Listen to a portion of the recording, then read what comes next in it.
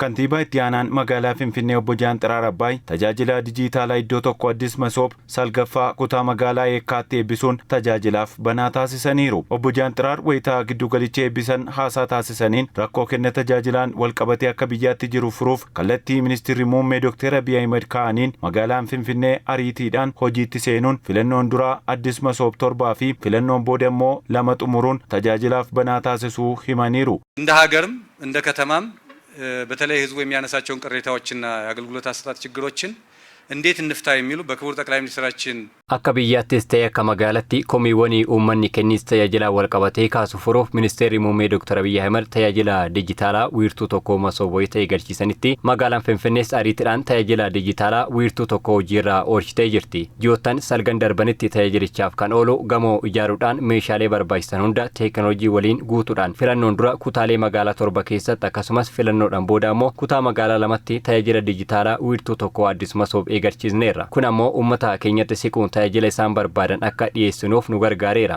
Tajaajilli dijitaalaa iddoo tokko Addis Masoob salgaffaan kutaa magaalaa Yeekkaatti eebbifame kun gamoo abbaa darbii 7 kan qabu wayita ta'u tajaajilli dijitaalaa wiirtuu tokko keessatti kennamu tajaajila ammayyeessuun cinatti hojimaata badaa kan hambisu ta'u obbo Jaanxiraar Abbaay ibsaniiru. የመሶብ አገልግሎት በተለይ በዲጂታል ተደግፎ አገልግሎት ለመስጠት በአንድ ማዕከል ውስጥ ሰፊ አገልግሎቶችን ለማስተናገድ የሚያስችል ምቹ ሁኔታ መፈጠሩ tajaajila dijitaalaa wiirtuu tokko Addis Masoob keessatti tajaajila si'ataa qulqulluu fi ammayyaa kennuu danda'u keenyaniin dhimma deddeebii abbaa dhimmaa hir'isuu qofa osoo hin taane tajaajilli kennamu hundinuu waraqaa fi tuttuqaa maallaqaa irraa bilisa waan ta'eef gamanumaan malaammaltummaa fi hojimaata badaa hir'isuu dandeenyeerra. Tajaajila akkasiis babal'isuun barbaachisaadha. Yeroo dhiyoottis kutaa magaalaa hafan lameen Aqaaqii Qaallittii fi Lammii Kuraatti ijaarsi isaanii xumuramee waan jiruuf tajaajila dijitaalaa wiirtuu tokko Addis Masoob kutaalee magaalaa lameenitti eebbisiisuun tajaajila banaa taasifna.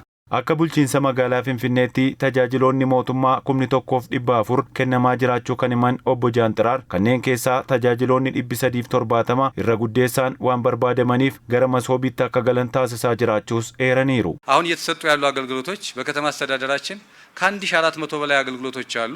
akka magaalaa Finfinneetti yeroo ammaa tajaajiloota 1,400 kennaa jirra. Kanneen keessaas tajaajiloonni 370 kanneen hawaasni hedduminaan barbaadanidha. Tajaajiloota kanneenis ariitiidhaan gara tajaajila dijitaalaa wiirtuu tokko Addis Masoobitti galchaa yoo deemne dhaabbilee hunda keessatti komii tajaajilan walqabatee jiraattonni kaasan hiikuu ni dandeenya jechuudha. Tajaajila dijitaalaa wiirtuu tokko Addis Masoob keessatti tajaajila kennamaa jiraniin itti quufinsa tajaajilamtoota 99% irra dhaqqabeera. Kana cimsinee itti fufna. Tajaajila dijitaalaa iddoo tokko Addis Masoob keessatti tajaajila ammayyeessuu qofa osoo hin taane namoota tajaajila kennan leenjisuun hojii keessa galchuus obbo Jaanxiraar Abbaay dubbataniiru. እኛ ይህን መሰረተ ልማት ብቻ አይደለም የሰራ ነው በውስጡ አገልግሎት የሚሰጡ ባለሙያዎች ሰልጥነዋል። nuti kan ijaarre bu'uuraalee misoomaa kanneen qofa osoo hin taane hojjettoota giddugalichaatti tajaajilan kanneen leenjisuun tajaajila si'ataa fi qulqulluu akka kennan taasisnee jirra. Kanas cimsine yoo itti fufne qulqullina kennis tajaajila keenya ol guddachaa deema jechuudha. Bu'uuruma kanaan magaalaa hundaan mijattuu ijaaruu cimsine kan itti fufnu ta'a jechuudha.